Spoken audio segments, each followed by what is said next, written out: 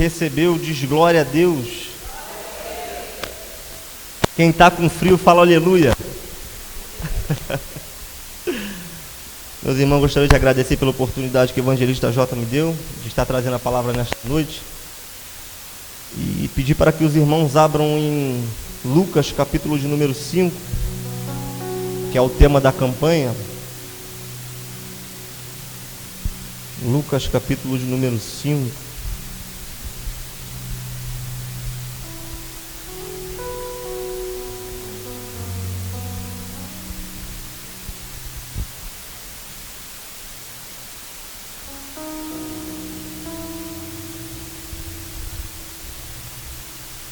Quem achou, diga amém. Assim diz a palavra do Senhor. E aconteceu que, apertando a multidão para ouvir a palavra de Deus, estava ele junto ao lago de Genezaré, e viu estar 2 barcos junto à praia do lago, e os pescadores, havendo descido deles, estavam lavando as redes. E entrando num dos barcos, que era o de Simão, pediu-lhe que o afastasse um pouco da terra. E assentando-se ensinava do barco a multidão. E quando acabou de falar, disse a Simão: faze-te ao mar alto, e lançai as vossas redes para pescar.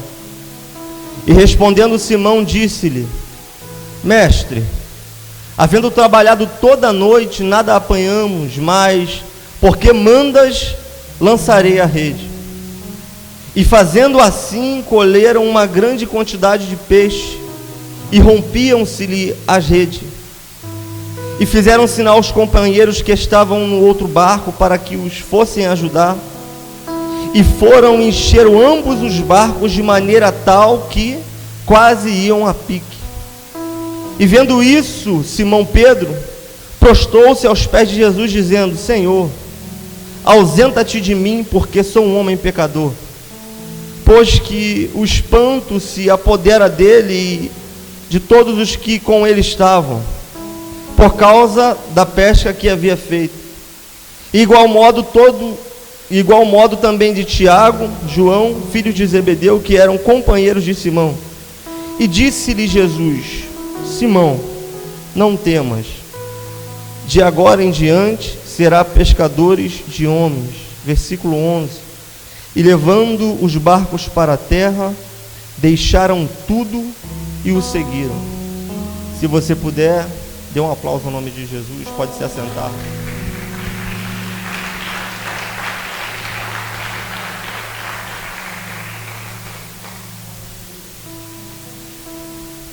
O evangelista Lucas, ele vai escrever esse evangelho para os gregos, e ele vai fazer questão neste evangelho de mostrar toda a história, desde a infância até a morte de cruz e sua ressurreição. O livro de Lucas é o livro que mais apresenta a vida pessoal de Cristo. No capítulo de número 1, Lucas, ele vai falar sobre a profecia que foi lançada através do anjo, sobre a vida da mãe de Jesus. No capítulo de número 1, ele vai mostrar e vai dizer como foi que o anjo chegou diante de Maria. No capítulo de número 2, vai falar sobre o nascimento de Cristo, e vai falar sobre a sua infância. Vai falar porque ele foi levado em Jerusalém, vai falar porque ele foi levado a Nazaré, vai mostrar que ele foi circuncidado, vai mostrar que ele cumpriu a lei desde criança, vai mostrar que Cristo ele se assentou com os sábios, vai mostrar tudo aquilo que ele viveu na sua infância. No capítulo de número 3, Lucas agora ele vai falar sobre João Batista pregando no deserto. Depois de alguns anos eles crescem, e João Batista começa a pregar o evangelho e a mensagem do arrependimento.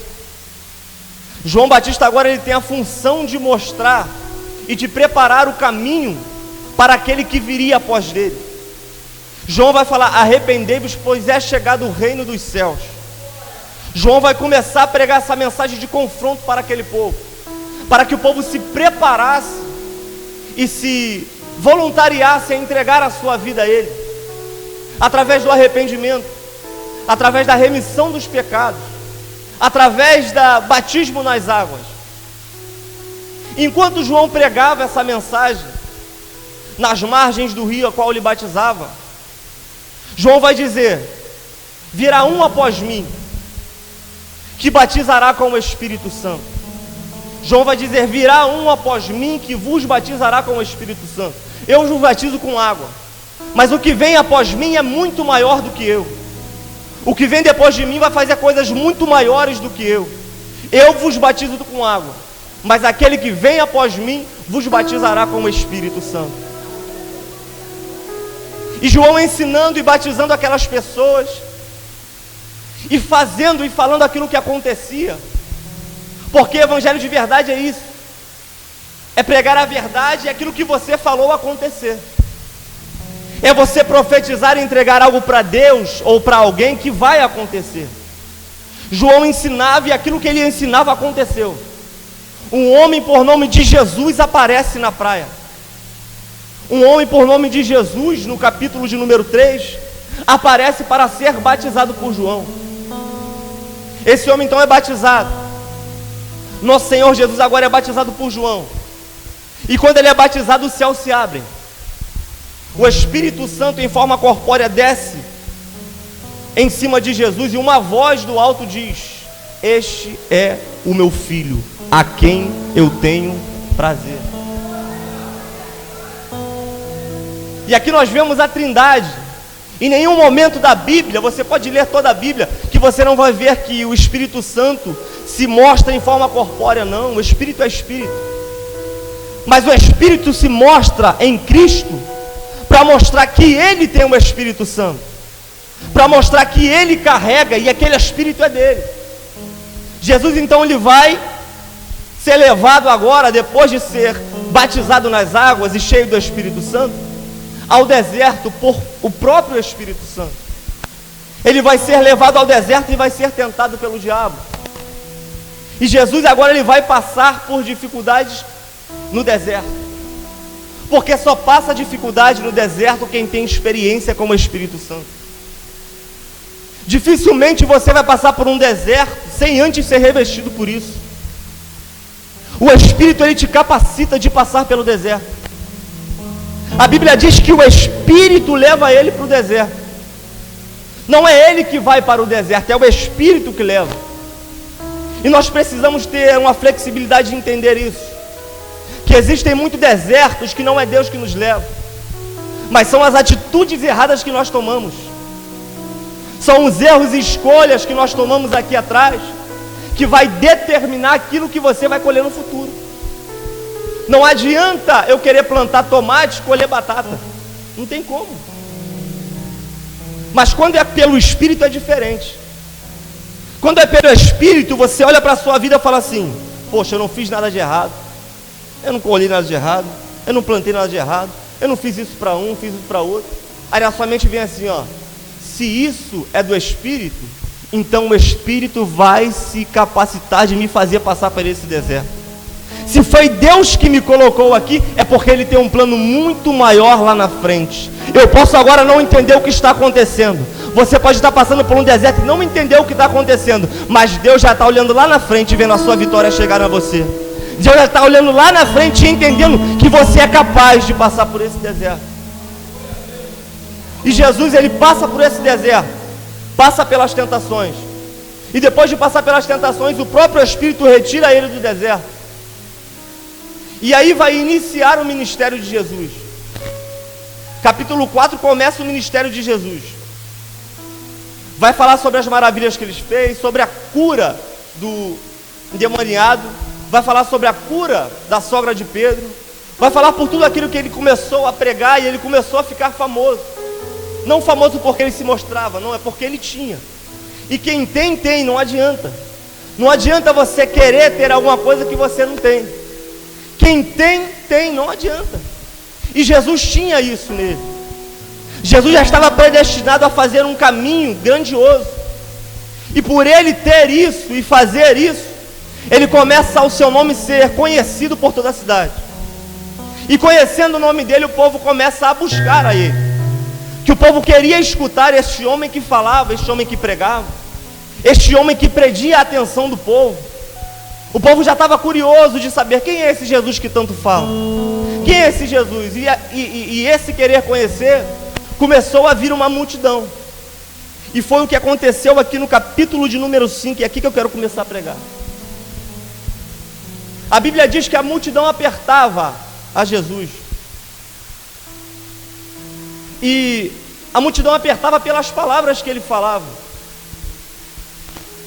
E por essa dificuldade de uma multidão estar apertando, no capítulo de número 5, vai iniciar um projeto de Deus, de Cristo na terra, que vai ser copiado, que vai ser levado por várias vezes na Bíblia. A Bíblia diz que Jesus, ele viu o barco. Jesus estava apertado pela multidão, mas ele viu o barco. Ele viu que homens estavam lavando a rede do lado de fora. A necessidade de Jesus é ter um ponto para falar. E a necessidade de Pedro e os pescadores era que Jesus entrasse no barco. A Bíblia diz que ele viu de longe aquele barco. E ele avista aquele barco e vai adiante desse barco. Pedro, os seus irmãos estavam lavando a rede. E eles vinham de uma noite frustrada, porque como foi falado aqui várias vezes, eles pescaram a noite toda e não conseguiram pegar nada. Faziam aquilo que eles aprenderam a fazer, que eram profissionais de fazer, mas não conseguiram nada. A Bíblia diz que eles vinham frustrados de uma pesca que estava sendo frustrada. A Bíblia diz que eles voltavam daquele projeto que eles tinham colocado de forma frustrada. Por quê? Porque não arrumaram nada. E esse é o grande problema. A gente só consegue ver que falhou quando a gente falha.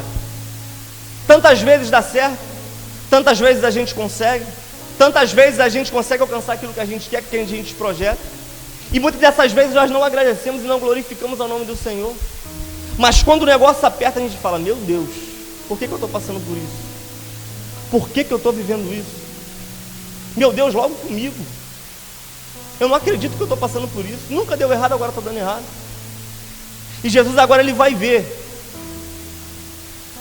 Eles não sabiam, eles não esperavam isso. Totalmente frustrados, totalmente desamparados emocionalmente, totalmente cabisbaixo, lavando a rede, demonstrando que aquilo ali já tinha acabado. Meu irmão, vamos deixar para amanhã. Só que eu quero que você preste atenção nisso. Eles estavam lavando as redes. Repita: lavando as redes. Eles estavam lavando as redes. Eles estavam colocando de lado aquele projeto que eles tinham planejado. Mas o que eles não sabiam é que o relógio de Deus estava programado para encontrar naquele momento. Porque na nossa visão a gente pensa que acabou. Mas só que Deus estava esperando aquele momento certo para chegar na hora certa, para fazer algo na vida deles que eles nem imaginavam. Estavam proposto uma escola apostólica na vida deles, que mudaria a história deles, mudaria toda a humanidade. Aqueles homens seriam transformados e preparados por próprio Cristo, pelo próprio Deus. Eles não sabiam, mas Deus estava querendo que eles ficassem lá. E às vezes a gente não entende isso. Por que eu ainda estou aqui? Meu Deus, às vezes tem uma responsabilidade na nossa vida que a gente não consegue entender por que a gente ainda está. Às vezes é um trabalho e você fala assim: poxa, por que eu ainda estou aqui? Eu não consigo entender por que eu estou aqui. Às vezes é um ministério e você fala assim: meu Deus, por que eu ainda estou aqui? E às vezes as frustrações vêm e você permanece ali e você não entende por que você ainda está. Você não entende por que Jesus não fala para você: meu irmão, sai daí. Você não entende. Só que a frustração deles, e aquele momento em que eles estavam lavando a rede, era o tempo certo para Jesus chegar no barco deles. Você não entendeu. A frustração que estava na mente deles limitava a visão espiritual, mostrando que Cristo queria encontrar eles lá, para mudar a vida deles lá, para transformar a vida deles lá, para gerar algo maior lá. E a gente não consegue enxergar isso. E Deus está falando, permanece. Permanece que eu vou chegar na hora certa e no momento certo. Permanece que eu vou mudar a tua história na hora certa e no momento certo. O relógio dele já está programado para a sua vida, você ainda não enxergou. Mas o que você está passando não é algo permanente, não. Deus está vindo na tua direção e vai mudar a tua história. Aonde você estiver, Deus vai mudar a tua história. Aonde você permanecer, Deus vai entrar na tua história. Porque o tempo é dele. Quem muda é ele. Quem regenera é ele. Quem transforma é ele. A Bíblia vai dizer agora que Jesus vai avistar 2 barcos. Quantos barcos? Quantos barcos? 2 barcos. O que eu vou falar aqui é algo que eu queria mostrar a humanidade no ministério de Jesus. A humanidade que Jesus tinha naquela época. Porque eu tenho certeza que, como eu, muita gente já pensou assim: poxa, como eu queria viver no tempo de Cristo. Como eu queria ver as maravilhas de Cristo. Como eu queria ver ele transformando a água em vinho. Como eu queria ver ele mandando Lázaro sair do túmulo. Como eu queria. Como eu queria ver ele multiplicando o pão ou mandando jogar a rede. Como eu queria ver. Mas o que nós precisamos entender é que nem todo mundo que estava naquela época conseguiu chegar a Jesus. Por quê? Porque ele era limitado.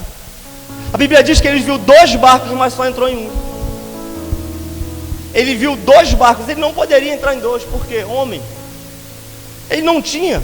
Ele era limitado humanamente falando. Ele era limitado fisicamente falando. E nós queríamos ver, queríamos sentir, mas nem todo mundo que queria ser curado foi curado. Nem todo mundo queria ser transformado foi transformado. Nem todo mundo queria ouvir, conseguiu ouvir, porque a multidão não é muito grande. Nem todo mundo queria tocar, conseguiu tocar, porque a Bíblia vai dizer que a mulher, ela estava com fluxo de sangue e ela brigava para conseguir chegar em Jesus. Mas com a gente é diferente. Nós estamos na dispensação da graça. Estamos aqui aproximadamente com 100 pessoas. Ele vem nessas 100 pessoas, ele muda essas 100 pessoas, ele transforma essas 100 pessoas, ele muda a cara dessas 100 pessoas. Por quê? Porque ele não tem agora um ministério limitado. O Espírito de Deus não está mais limitado. Ele entra onde ele quer, com quem ele quer, na hora que ele quer, quantas pessoas ele quiser.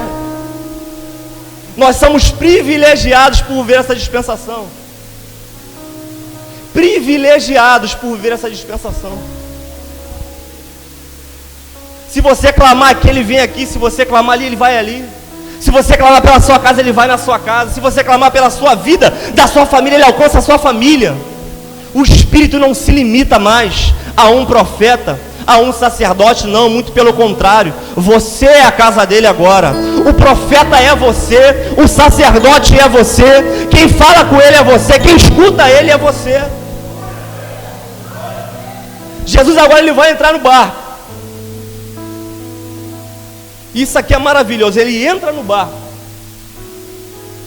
ele sobe sobre o barco e começa a ensinar. Todos nós aqui já ouvimos a passagem da Bíblia que fala que Jesus mandou seus discípulos à frente no barco, e uma grande tempestade toma aquele barco, e o barco estava já quase afundando, e Jesus, sabendo disso, ele vem andando sobre as águas. Ele vinha andando sobre as águas para salvar o seu discípulo. Só que aqui a Bíblia diz que ele estava sobre o barco. Jesus podia ou não podia vir andando sobre as águas? Podia ou não podia? Podia, gente. Ele podia vir andando sobre as águas. Só que a prioridade dele era a palavra. Você não entendeu. Se eu estiver pregando aqui e começar a caminhar, e nesse degrau passar a perna e começar a andar no alto aqui, você vai prestar atenção em quê? Eu flutuando na palavra. A prioridade todas as vezes é a palavra. Jesus poderia muito bem vir andando sobre as águas e pregar um sermão, só que ali ia tirar a atenção da palavra. O louvor é maravilhoso, o fundo é maravilhoso, as cadeiras são lindas, a bateria, a iluminação, é tudo bonito. Só que tudo isso foi feito para você ter atenção no seu ouvir. Porque o que vai mudar a tua história é a palavra, meu filho. Não adianta subir aqui e contar um monte de história. Não adianta eu rodar, pular, gritar. Não adianta. O que vai mudar a minha história é a palavra. O que vai transformar a tua vida é a palavra. É a palavra. A palavra que cura, a palavra que transforma, a palavra que liberta, ela que traz provisão, ela que traz entendimento. E muitas das vezes você está na rua e a pessoa olha, por exemplo, para mim e para minha esposa, e olha para a gente assim: meu Deus, milagre, hein? Estão juntos até hoje, milagre. Só que não é, gente, é palavra. Quem segue princípios vai viver com princípios. E quem quebra princípios é quebrado pelo próprio princípio. Jesus, ele colocou regras na sua palavra. Se você seguir isso, meu filho, você vai ser próspero a sua vida toda. Viva a palavra, sinta a palavra, ande debaixo da palavra. O salmista, capítulo 119, ele frisou todo esse capítulo falando da palavra, da palavra, da palavra, da palavra, que cura, que liberta, que transforma. Ele vai dizer: como pode o jovem purificar o seu caminho? Observando atentamente a palavra. É a palavra. Salmo capítulo de número 1 vai dizer: bem-aventurado é o homem que não anda segundo o conselho dos ímpios, nem se detém no caminho dos pecadores, nem se assenta na roda dos escarnecedores. Antes tem o prazer na sua lei, e nela medita de dia e de noite. De dia e de noite. É a palavra. E algo que eu achei interessante também nisso aqui foi a submissão de Jesus. Por quê? Porque ele foi a uma plataforma. Ele estava em uma plataforma. Jesus, sendo Deus em forma de homem, se submeteu a uma base. Ele se submete a uma base naquele momento.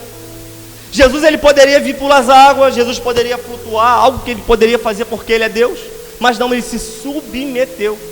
E nós precisamos entender que na nossa vida ministerial, na nossa vida cristã, nós temos que nos submeter. Temos que entender que existem pessoas, pastores, missionárias, que estão responsáveis por guiar a nossa vida. Precisamos entender que existem autoridades a qual nós temos que se submeter.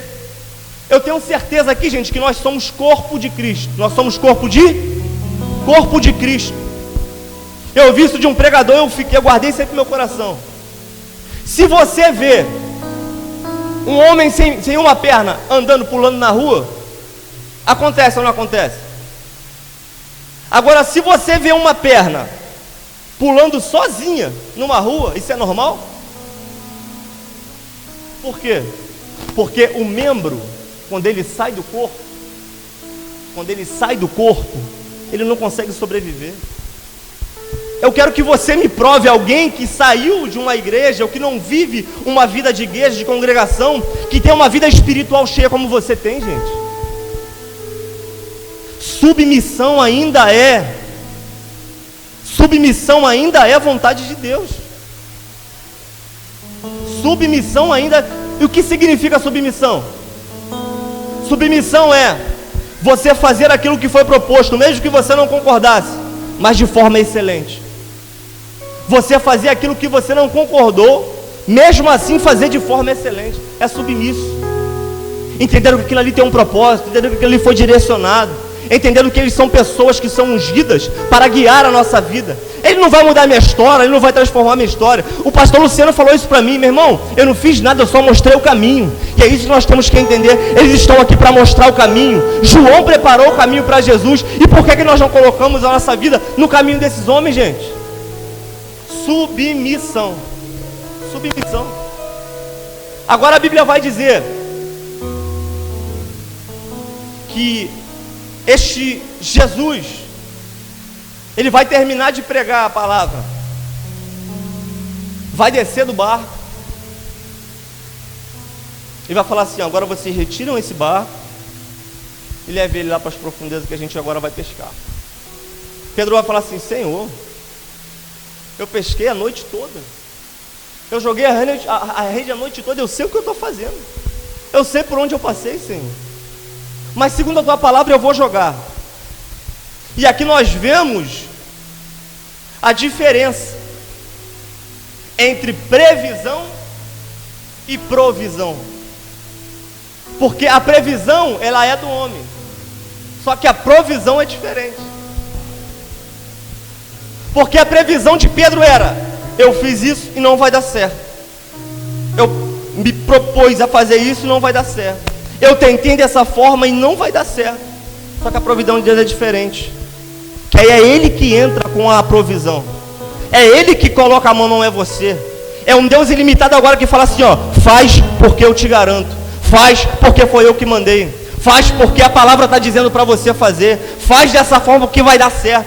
Independente daquilo que falaram para você que não vai dar certo. Irmão, esquece isso. A pessoa vai falar para você, ó, não vai dar certo. Na minha vida não deu certo, então não vai dar certo na tua. Escuta uma coisa que eu vou te falar aqui nesta noite. Escuta uma coisa que eu vou te falar aqui nesta noite. A pessoa fala assim, não é crítica construtiva. Não receba crítica construtiva de quem nunca construiu nada. Quem sabe é Deus, quem manda é Deus. Quem mandou jogar a rede foi Ele. Quem mandou jogar a rede foi Ele. Quem mandou jogar a rede foi Ele, gente. Se coloca de pé no nome de Jesus.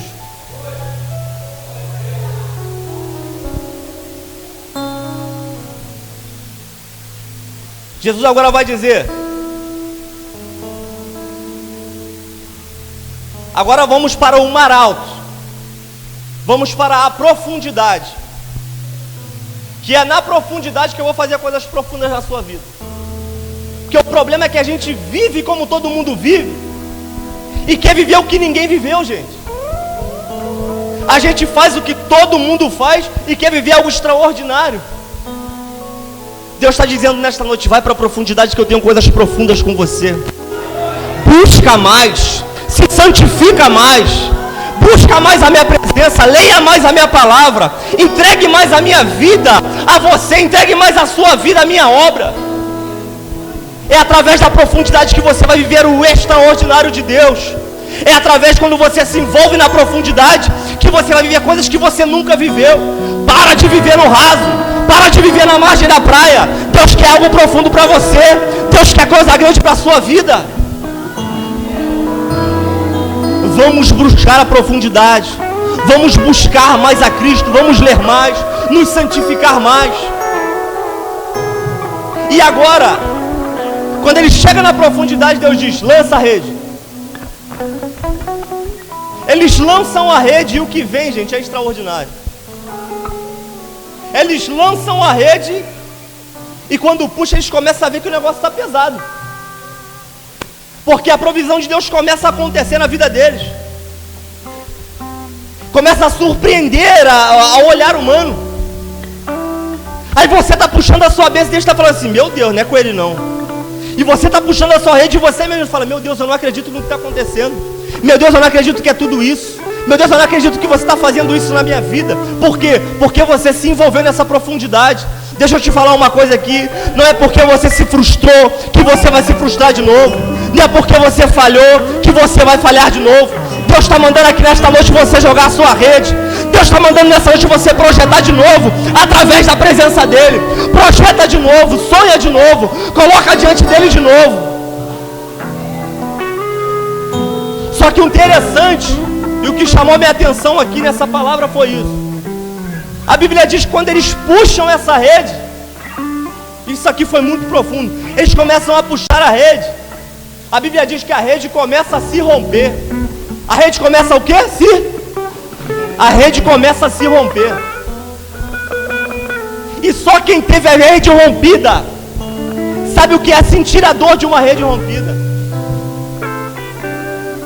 Só quem tem a rede rompida sabe qual é a dor, gente. Só quem já se frustrou daquilo que projetou sabe que dor é essa. A Bíblia diz que a rede começa a se romper. Só quem passou por um câncer sabe o que é a felicidade de ser curado, gente. Só quem saiu do vício sabe o que é ser limpo. Só quem se livrou das drogas, do alcoolismo, sabe o que é felicidade de verdade. Só quem teve a rede rompida sabe a dor que é. Só você e Deus sabe a dor que é ter a rede rompida. Imagina a reação. Você puxando o seu sonho, puxando aquilo que você quer, e você vendo aquilo abrindo, vendo aquilo tudo caindo por terra. Você fala, meu Deus do céu, por que é comigo? Só que às vezes a rede tem que ser rompida. Muitas das vezes a rede é rompida pelo próprio Deus. Para quê? Para que a gente venha fortificar a nossa rede. Mais à frente, João, capítulo 21, verso de número 11, vai dizer que quando Pedro estava na praia, assim que Jesus ressuscitou, ele vai falar, eu vou pescar. E você conhece a história. Ele vai pescar, e quando chega no mar, ele joga a rede e não consegue nada. Joga a rede e não consegue nada. Joga a rede e não consegue nada. Jesus está na praia e fala, joga a rede do lado direito. Ele joga a rede. E a Bíblia fala que 153 grandes peixes vieram à rede. Só que quando ele começa a puxar, a Bíblia fala que a rede não se rompeu. Por quê? Porque no passado ela rompeu. Existem redes que foram rompidas no nosso passado, que trouxem aprendizados para o dia de hoje. Existem coisas que aconteceram na sua vida que você não entendia, mas agora quando você vive, você assim, agora eu sei por que aconteceu. Agora eu sei por que eu passei por isso. Agora eu entendo por que Deus me provou dessa forma. Agora eu consigo entender o que Ele está projetando na minha vida. Deus te chamou aqui nesta noite para dizer, é tempo de fortificar a sua rede. É tempo de fortificar aquilo que você tem projetado. É tempo de fortificar os seus sonhos. Aleluia! Você já falhou naquele momento, já passou por frustração naquele momento, mas agora é hora de fortificar, é hora de buscar, é hora de entregar na mão dele, é hora de fortificar a sua rede. A Bíblia diz que eles puxam o barco. Gostaria de chamar o ministério de louvor. A Bíblia diz que eles saem do barco com os peixes. E chegou da praia, Pedro fala para Jesus, Senhor, se aparta de mim, se aparta de mim, sou um pecador. Jesus agora não vai mais falar com Pedro que estava frustrado, não, muito pelo contrário. Jesus agora ele vai falar com um homem bem sucedido naquilo que ele fez. Jesus vai falar, Pedro, a partir de hoje, não será mais pescador de peixe, será pescador de homens. A Bíblia diz que ele larga tudo e vai. A Bíblia diz que ele larga tudo que ele tinha conquistado e vai. E o prazer de Deus é esse, gente. Não é quando você está derrubado ou está frustrado. Porque muitas pessoas buscam a Deus no momento de dificuldade, como um refúgio das suas frustrações, como um refúgio daquilo que não deu certo. Eu não dei certo nisso, então eu vou para a igreja. Eu não dei certo nisso, então eu vou para a igreja. Eu não dei certo. Mas essa hora aqui que ele fala com Pedro é diferente. É um homem bem sucedido. E eu queria mostrar para vocês o prazer que Cristo tem nisso aqui. Cristo vai falar, olha, você não será mais pescador de peixe, mas será pescador de homens. A Bíblia diz que ele larga tudo e vai. Gente, o maior prazer de Deus é quando você tem tudo nas suas mãos. É quando você tem tudo que já conquistou. E mesmo assim prioriza a presença dEle. E mesmo assim prioriza o chamado dEle. É muito fácil correr quando o negócio está difícil. É muito fácil correr para os braços dEle quando o negócio está dando errado. É muito fácil. Mas difícil é quando tem 10 portas abertas e você entra na porta justamente que Ele pediu. Quando tem 10 opções e você fala, não, eu vou seguir o que Ele me chamou para seguir, eu vou fazer o que Ele me chamou para fazer, eu vou jogar a rede onde Ele mandou eu jogar.